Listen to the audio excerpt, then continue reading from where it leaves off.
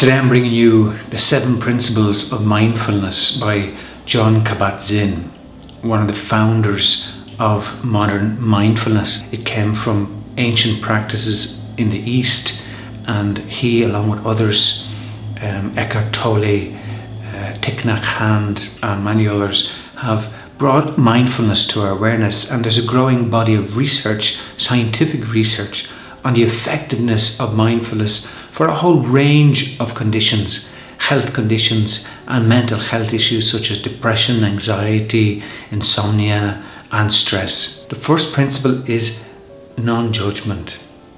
So we have to try and adopt an approach, cultivate an approach in our life where we are less judgmental. We're in this constant flow of judgment, judging people, judging experiences, judging how we're treated, judging choices, foods, products, services. Often it's based on our own limited experience, and when we judge others, we limit what we experience. We limit a whole view, a whole potential of a much bigger experience. By cultivating a non-judgment approach, we kind of detach ourselves a little bit from the experience. We allow things to be as they really are, and we allow ourselves to be part of a bigger experience rather than isolating ourselves by judging. Judging can isolate us, leave us isolated, socially isolated and excluded from experiences. It can lead to compulsive disorders, social isolation, and all of these things are not good for our well-being. The second principle is patience. Very often we are impatient with how we are and the way we are, and we're constantly trying to change the way we are. Obviously we want to improve our experience of life, and we're on a process and a path of development, but very often we're impatient with that pace of change. Even if you're trying to lose weight, or you're trying to learn a new skill, or you're trying to improve a relationship, or you're trying to do better at work, or whatever it is in life, often we're impatient. We're never satisfied with where we are. We're constantly trying to be in a different place, and this allows us to miss the present moment. And it's only in the present moment can we experience true joy and happiness. So we need to cultivate a practice of patience with what's going on for us. Be patient with what you're feeling. The third principle is to adopt the beginner's mind, and this is a really nice one, because often when people meditate or adopt practices of mindfulness or personal development, we can tend to get a little bit self-righteous. We can begin to think that we are expert, that we know what we're doing, that we're more practiced and more experienced and more skilled. But ultimately we're crowding our mind with thoughts and experiences that are from the past. Yes, they're very valuable, but they're not going to serve us in the moment. So if you're meditating, or you're practicing awareness, or you're practicing mindfulness, you're always beginning. And if you adopt it with that approach, then you're going to be open to the infinite possibilities in human experience, rather than crowding the present moment with thoughts and victories and successes or worries or stresses from the past. By adopting a beginner's mind, we open the door to infinite possibility, and we are present. And it's when we are present is the ultimate goal of mindfulness, to be present. Lots of our problems and our stresses reduce their intensity because the present moment is new and alive, and it's a beginning moment, and we might miss that beginning moment if our mind is crowded. The fourth principle is trust, and in this case it begins with trust with yourself, trusting your body, trusting your breath, that your breath will continue whether you think you can't control it. Your breath will just flow. Your heart will beat, your lungs will breathe, your arms will move. And we don't need to control all of these things. They happen without our interference, involuntary.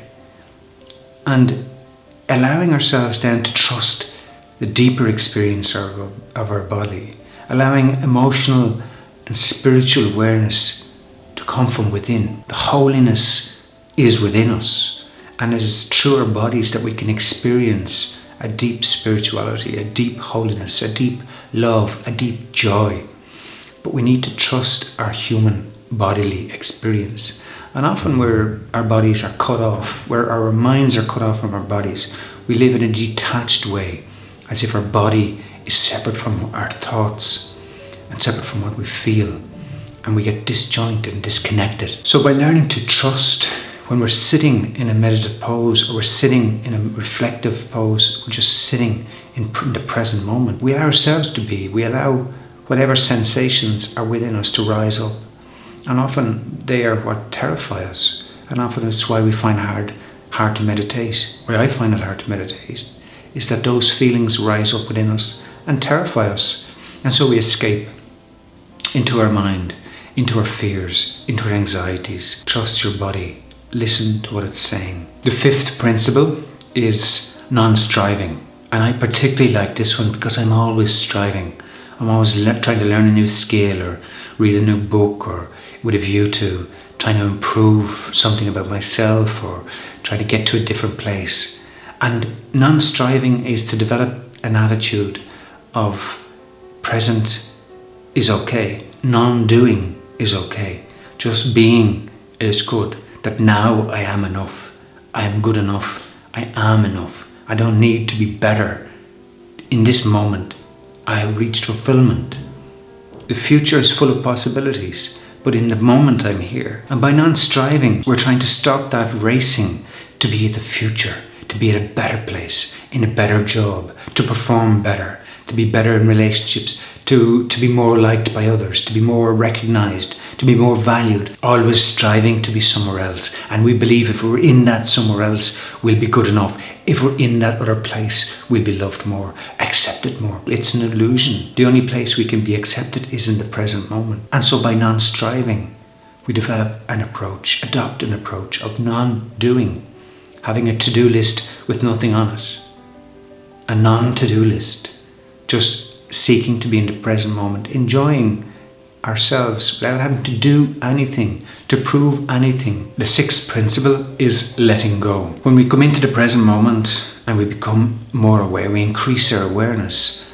Often we're aware of many things. What rises up within us are hurts and pains. By letting go, we have the opportunity to move on. And it's this moment where we have to live in the present moment. We have to let go the past moment and let go the future moment. To really be present, we need to let go. And when we're present, often our fears, our failures, our hurts, all those things within us that we've experienced, that we've stored up, we've hoarded in little treasure boxes within us, and we hold resentments and we judge people out of those places, blocks us. It keeps us from the present. It keeps us from joy. It keeps us from happiness. We no longer need to serve those past experiences. We don't need to store them. We can just open the boxes and let them go. The seventh principle is a double one. It's gratitude and generosity. It's a really important principle in mindfulness to develop an attitude of gratitude. If when we focus on the positive, when we focus on the good, when we focus on what we have, we experience more abundance because we focus on the positive. The experience of gratitude is being grateful for your health, being grateful for family and friends in your life, be grateful for experiences, be grateful for the day, the sunlight, the food. When we develop an attitude of gratitude, we're also more present to others and we are more generous in our spirit, in ourselves to others. So the seventh principle, gratitude and generosity, a very valuable experience to have, because when we have gratitude and generosity, we find peace within ourselves and we really live the present moment. I hope you've enjoyed this video and these 7 principles. We need to find more natural ways to deal with problems like depression, anxiety, insomnia and stress by adopting a mindfulness approach and these 7 principles. I hope that you find greater peace and joy in your life. Thanks for watching this video and I look forward to seeing you in a video very soon. Take care. Bye bye.